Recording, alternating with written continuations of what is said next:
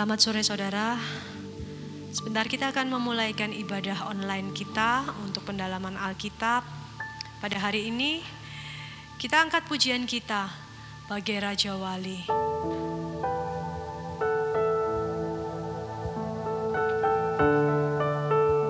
Haleluya Yesus.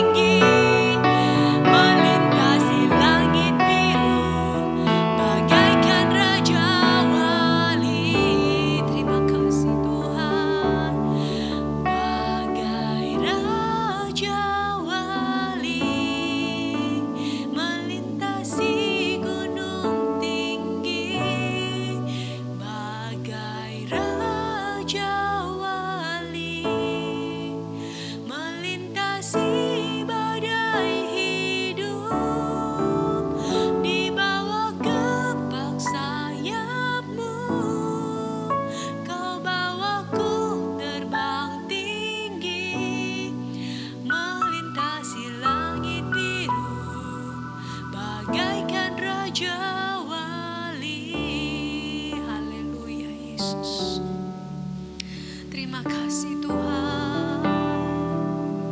Terima kasih Yesus. Oh Tuhan, jadikan kami Raja Wali-Walimu ya Tuhan, yang mampu melintasi gunung yang tinggi, yang mampu melintasi badai hidup Tuhan. Saat badai menerpa Tuhan, bawa kami semakin naik tinggi Tuhan. Terima kasih Yesus, terima kasih Tuhan. Kami tahu Bapa, Kau ada senantiasa bersama kami. Haleluya Yesus, haleluya Yesus. Terima kasih, terima kasih Tuhan. Haleluya, haleluya, haleluya. Terima kasih. Bagai Raja Wali melintasi gunung tinggi, bagai Raja Wali melintasi badai hidup, di bawah kepak sayap-Mu, Kau bawaku terbang tinggi, melintasi langit biru, bagaikan Raja Wali. Melintasi langit biru, bagaikan Raja Wali. Melintasi langit biru, bagaikan Raja Wali. Terima kasih Tuhan. Terima kasih Tuhan. Terima kasih Yesus untuk semua yang Tuhan sudah buat di dalam hidup kami. Melewati gunung yang tinggi, melewati badai hidup Tuhan. Kami percaya Bapa, pada akhirnya Tuhan Engkau bawa kami melihat langit yang biru ya Tuhan. Engkau membawa kami kepada Tuhan Yesus, tempat perteduhan Bapa. Karena kami tahu Tuhan, lewat semuanya Tuhan punya maksud dan rencana ya Bapa. Dan kami percaya semuanya Tuhan buat hanya untuk kebaikan kami ya Bapa. Dan biarlah Yesus, kami tetap kuat menjadi Raja Wali-Walimu ya Tuhan. Apapun yang menimpa kami tetap kuat ya Bapa. Di dalam kebenaran firman-Mu ya Bapa. Kami temukan kekuatan yang baru ya Tuhan, bersama dengan Engkau Yesus.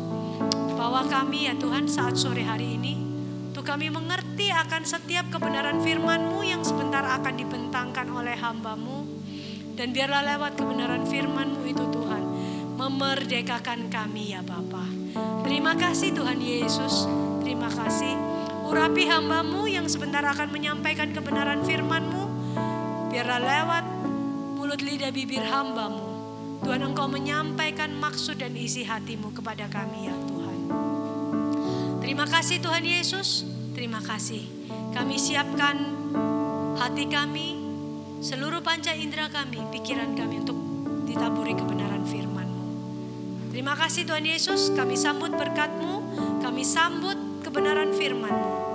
Di dalam satu nama berkat Tuhan Yesus Kristus, Allah kami yang hidup. Haleluya, amin. Puji Tuhan, Bapak Ibu Saudara yang dikasihi Tuhan. Saya akan melanjutkan pembahasan kita masih mengenai dan.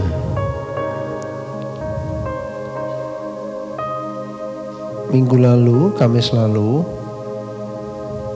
kita membahas tentang Simson. Ibu Simson mandul dan tidak beranak, tetapi lawatan Tuhan sudah merubah segalanya. Baik, puji Tuhan, malam hari ini kita akan lanjutkan, kita baca, saya akan ajak kita baca ulang mulai ayat 16 Kejadian 49. Adapun Dan, ia akan mengadili bangsanya sebagai salah satu suku Israel. Semoga Dan menjadi seperti ular di jalan, seperti ular beludak di denai yang memagut tumit kuda sehingga penunggangnya jatuh ke belakang. Aku menanti-nantikan keselamatan yang daripadamu, ya Tuhan. Puji Tuhan. Kita melihat ayat yang ke-17. Dan dikatakan ayat ini, semoga Dan menjadi seperti ular di jalan, seperti ular beludak di denai yang memagut tumit kuda sehingga penunggangnya jatuh ke belakang. Dan digambarkan seperti ular. Nah saudara, kita melihat di dalam kitab Kejadian pasal 3 ayat 1,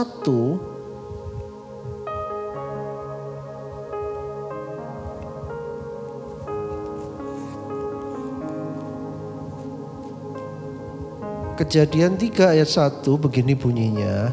Adapun ular ialah yang paling cerdik dari segala binatang di darat yang dijadikan oleh Tuhan Allah. Ular itu berkata kepada perempuan itu, tentulah Allah berfirman, semua pohon dalam taman ini jangan kamu makan buahnya, bukan? Saudara, kita melihat bagian A. Adapun ular ialah yang paling cerdik dari segala binatang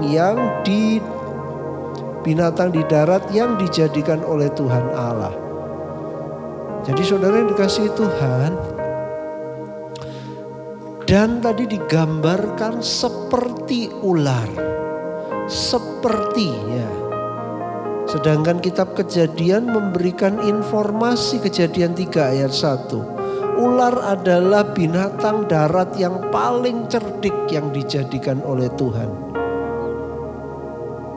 Saudara, berarti Dan ini digambarkan seperti ular, mempunyai kecerdikan. Nah, saudara, punya kecerdikan. Tadi dikatakan juga seperti ular beludak di denai yang memagut tumit kuda. Kalau tumitnya kuda dipagut, kudanya terkejut. Nah, penunggangnya akan terjatuh karena kudanya terkejut. Nah, saudara yang dikasihi Tuhan, apa juga yang Tuhan katakan, Tuhan Yesus katakan di dalam Matius 10 ayat 16. Matius 10 ayat 16.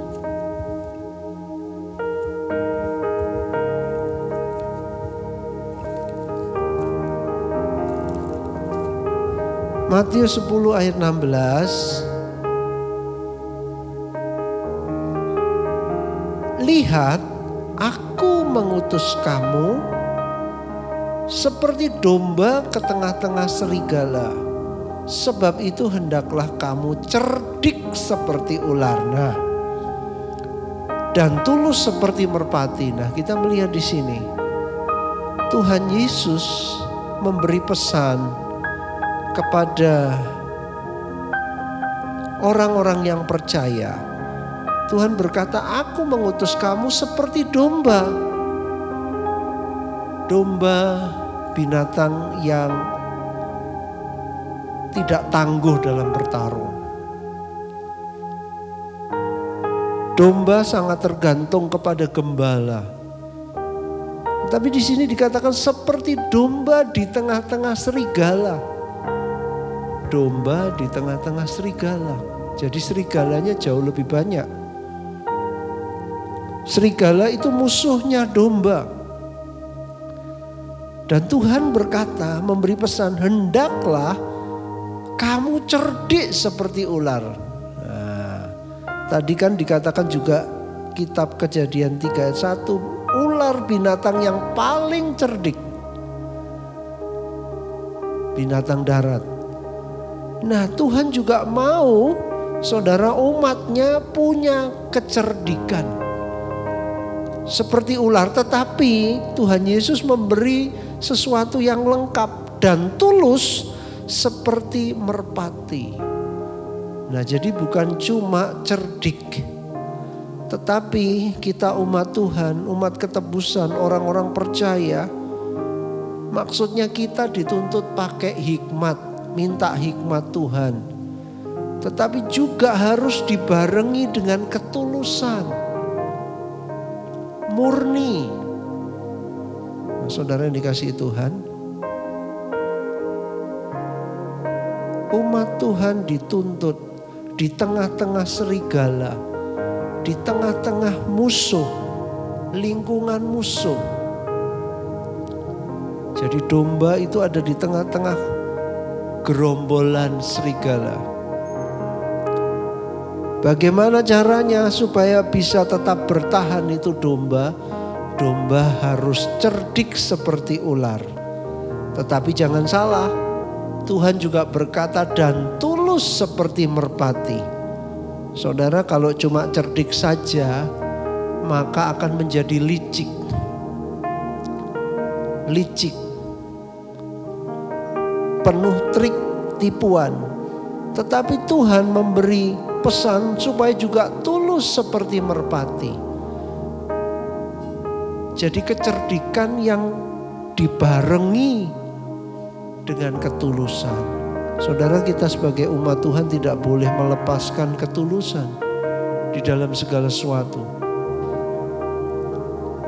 Saudara yang dikasihi Tuhan, ada banyak orang cerdik, tetapi tidak dibarengi oleh ketulusan, sehingga menggunakan kecerdikannya untuk hal-hal yang tidak berkenan kepada Tuhan.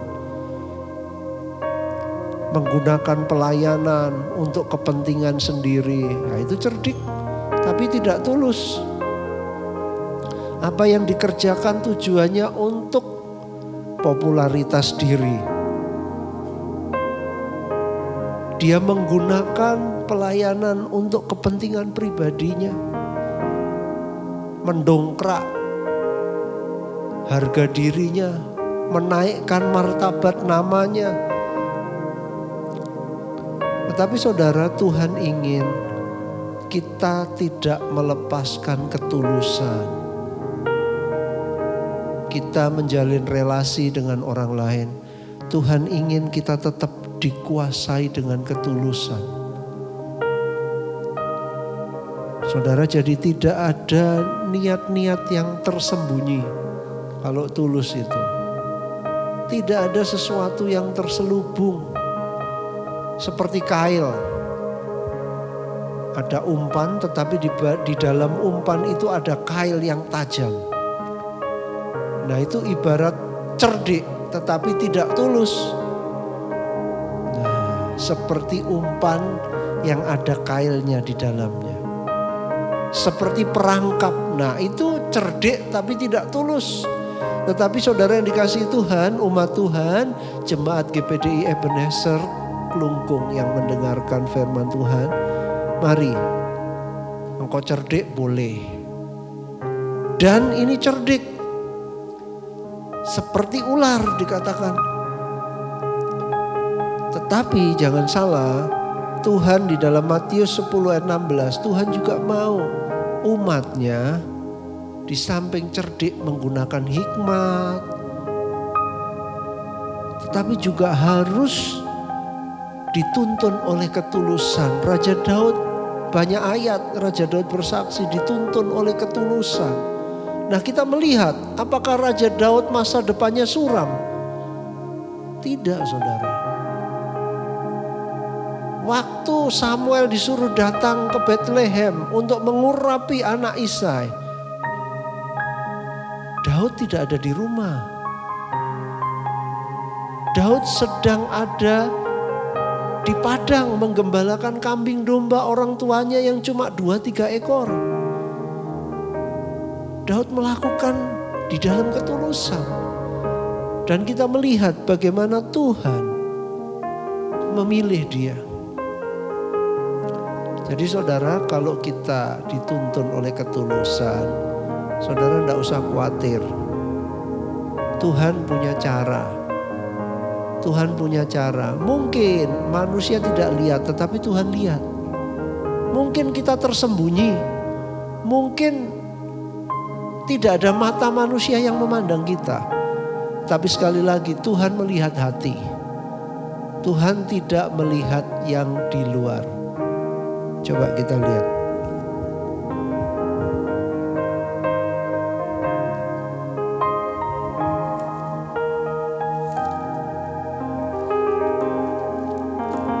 Baik, kita melihat di dalam 1 Samuel. Nah ini. Umat Tuhan harus cerdik, tapi jangan salah. Engkau harus dikuasai oleh ketulusan seperti merpati. Merpati itu tidak punya empedu, tidak punya kepahitan. Ini melambangkan Roh Kudus. Dituntun oleh ketulusan. Roh Kudus akan membawa kita hidup di dalam ketulusan. Tidak ada trik intrik yang kita pakai. Coba kita lihat di dalam 1 Samuel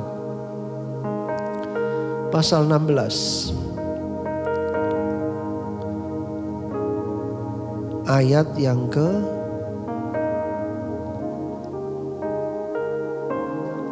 ke-6 mulai. Ketika mereka itu masuk dan Samuel melihat Eliab. Eliab ini prajurit. Lalu pikirnya Samuel, sungguh di hadapan Tuhan sekarang berdiri yang diurapinya. Tetapi berfirmanlah Tuhan kepada Samuel, janganlah pandang parasnya atau perawakannya yang tinggi, sebab aku telah menolaknya. Nah ini coba mari kita perhatikan penekanannya. Bukan yang dilihat manusia, yang dilihat Allah. Manusia melihat apa yang di depan mata, tetapi Tuhan melihat hati. Lalu Isai memanggil Abinadab dan menyuruhnya lewat di depan Samuel. Tetapi Samuel berkata, orang ini pun tidak dipilih Tuhan. Kemudian Isai menyuruh Syamah lewat. Tetapi Samuel berkata, orang ini pun tidak dipilih Tuhan. Demikianlah Isai menyuruh ke-7 anaknya lewat di depan Samuel. Tetapi Samuel berkata kepada Isai, semuanya ini tidak dipilih Tuhan. Lalu Samuel berkata kepada Isai, inikah anakmu semuanya? Jawabnya, masih tinggal yang bungsu, tetapi sedang menggembalakan kambing domba. Kata Samuel kepada Isai, suruhlah memanggil dia, sebab kita tidak akan duduk makan sebelum ia datang kemari. Kemudian disuruhnyalah menjemput dia. Ia kemerah-merahan, matanya indah dan parasnya elok. Lalu Tuhan berfirman, bangkitlah, urapilah dia, sebab inilah dia. Samuel mengambil tabung tanduk yang berisi minyak itu dan mengurapi Daud di tengah-tengah saudara-saudaranya. Sejak hari itu dan seterusnya berkuasalah roh Tuhan atas Daud. Lalu berangkatlah Samuel menuju Rama. Puji Tuhan saudara, kita melihat mungkin kita bisa tersembunyi, terlewati dari pandangan mata manusia. Bahkan seorang Samuel pun bisa salah melihat orang. Tetapi Tuhan tidak pernah salah, amin. Tuhan tidak pernah keliru. Mata Tuhan tidak pernah terlewatkan memandang orang-orang yang hidup di dalam ketulusan. Saudara dikasih Tuhan, karena itu mari coba perbaiki. Kalau kita mulai gak tulus, kita cuma dikuasai kecerdikan seperti Dan. Saudara mari kita kembali. Harus kecerdikan itu dibarengi, dituntun oleh ketulusan yang dikerjakan oleh roh Tuhan. Sehingga saudara kita tetap ada di rel firman Tuhan. Coba kita lihat lagi di dalam Mazmur pasal 73 8 ayat 70. Juz 8 ayat 70. Dipilihnya Daud, ya coba lihat, yang memilihnya besar. Jadi yang memilih Daud itu nya besar, nyanya Tuhan. Dipilihnya Daud hambanya, diambilnya dia, yang ngambil juga nya besar.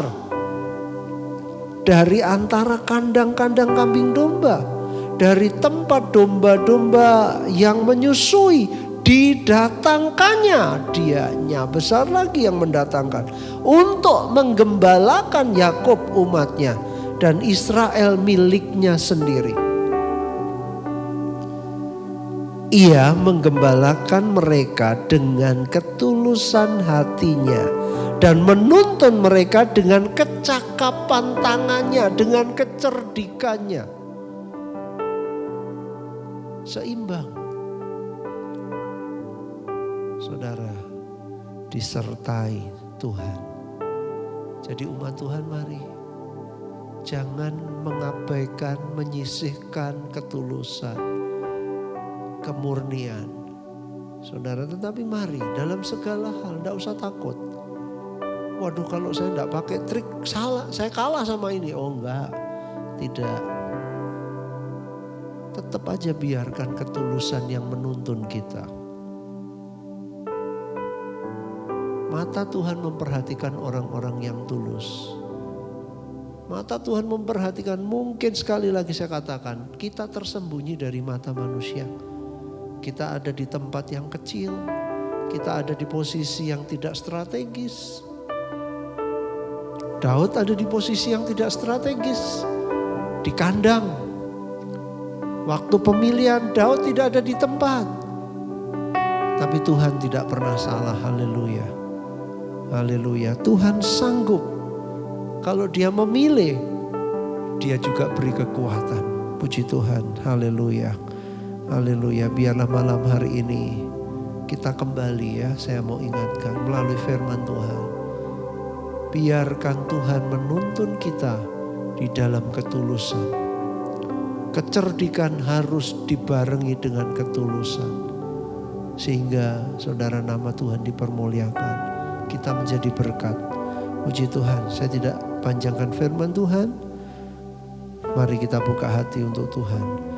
Kita tunduk kepala, kita berdoa. Bapa di dalam sorga, tolong kami Tuhan. Kami sudah mendengar firman-Mu.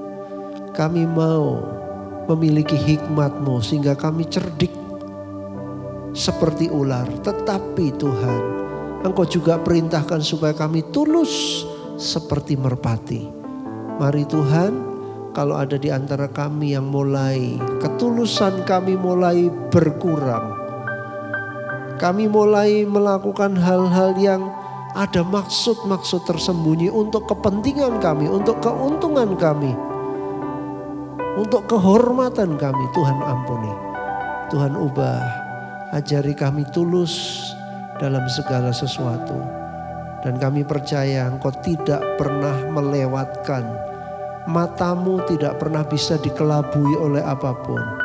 Samuel bisa salah melihat, tetapi Engkau tidak pernah salah melihat Tuhan. Terima kasih Bapa, kami mengucap syukur. Tuhan Yesus, terima kasih, terima kasih. Kami bersyukur, berkati kami semua, berkati umat-Mu, berkati pelayan-pelayan-Mu. Di dalam nama Yesus kami berdoa, haleluya, amin.